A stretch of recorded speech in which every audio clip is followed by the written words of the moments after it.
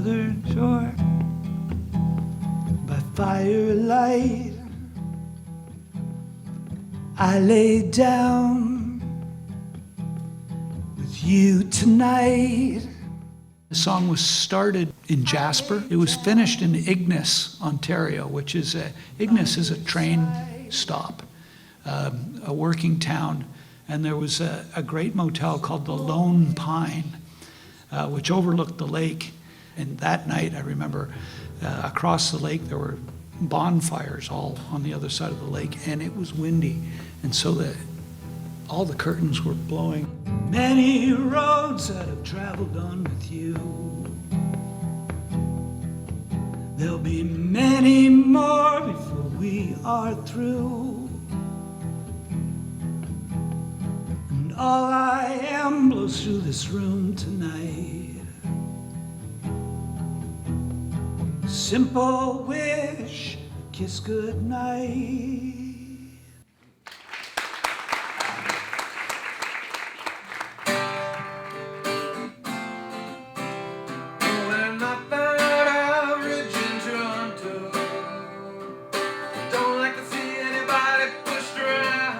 The first song that I ever wrote was purely instrumental.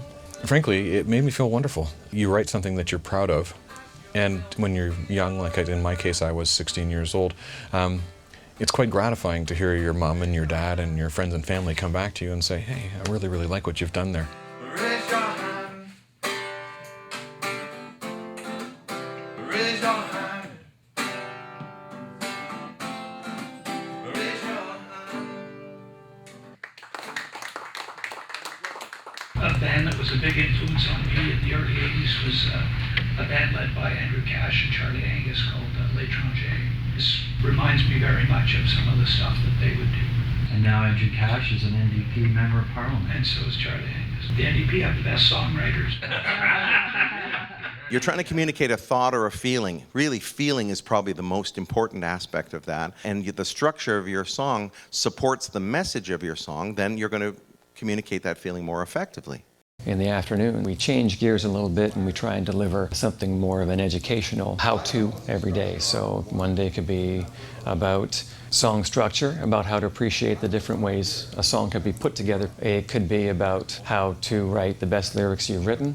It could be about songwriters and vocal techniques. The beautiful thing about songs is the way a lyric and a melody works together to create an emotion in you. Songwriting to me is a really visceral art. There's a mystery attached to it because, you know, even people who study this sort of thing for a living all the time, they don't know why music moves us the way it does. If you have a song that is purely stream of consciousness, that just flows out of you, has no discernible rhyme scheme, then you have no discernible structure, and that song, I will wager, is going to have difficulty communicating with an audience. But the vast majority of songs within Western culture have a structure that we recognize, whether we know it or not. Sitting on a cloud, no one can touch me now.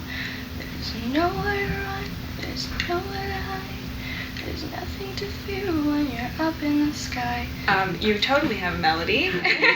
I'm Talise. I'm a singer and I've done a couple of gigs in the past. Came to SongStudio to sort of learn how to do songs and maybe improve my songwriting. Sing it again. I'm sitting on a cloud. No one can touch me now. This is where I begin. No one can touch my life. Sitting on a cloud. Amazing. I probably first wrote a song when I was 10. It wasn't very good. Songs are sort of to express your emotions, and it's like a big way for me to let out what I felt. I'm sitting on a cloud. How does that feel, those chords? Do they work with what you're hearing?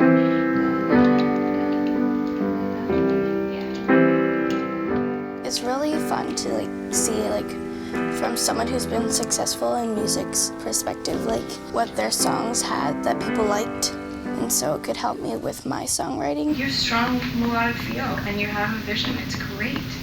I can't believe. That's amazing. This is so good.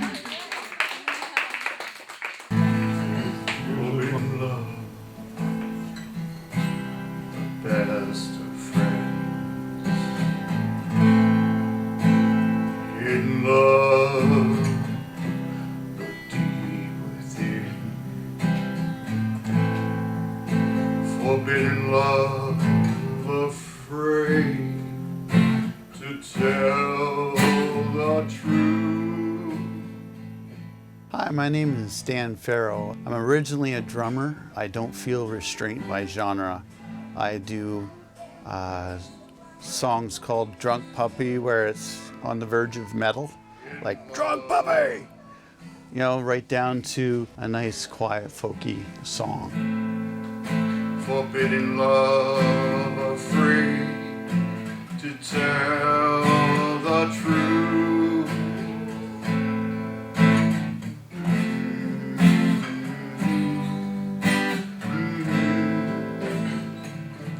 My first impression is, I got a feeling off the song, you know, but not really getting any mental pictures. Instead of just talking in general terms about denied and want to hold you tight stuff, there are pictures in here that I'm getting, but you're not doing it.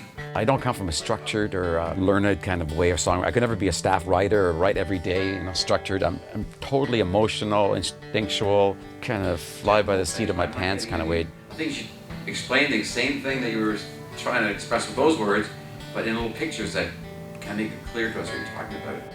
I go for a long time not writing, but when I do, it's amazing. I wait for these zones, when the tap opens and things just flow out. And if you want to tap into yourself and making sure that you are 100% what you are, and it sounds like therapy and a bit of voodoo, but it's not. It's worked for me very well, and I think people can learn from that.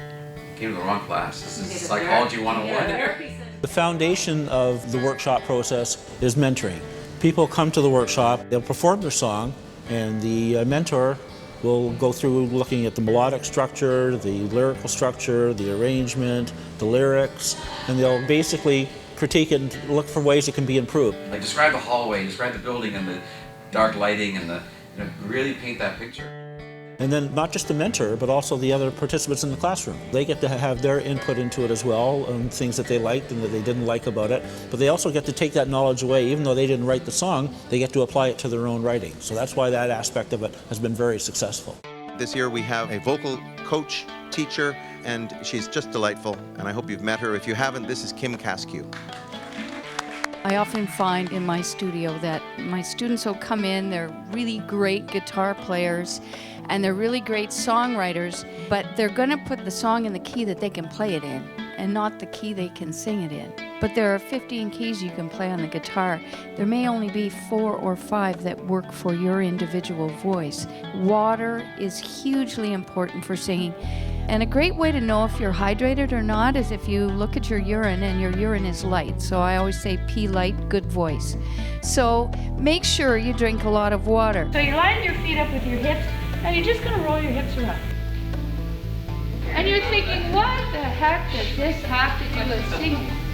But the instrument is your body. Now roll your shoulders back. Now let your head down. It takes 5 minutes, you know?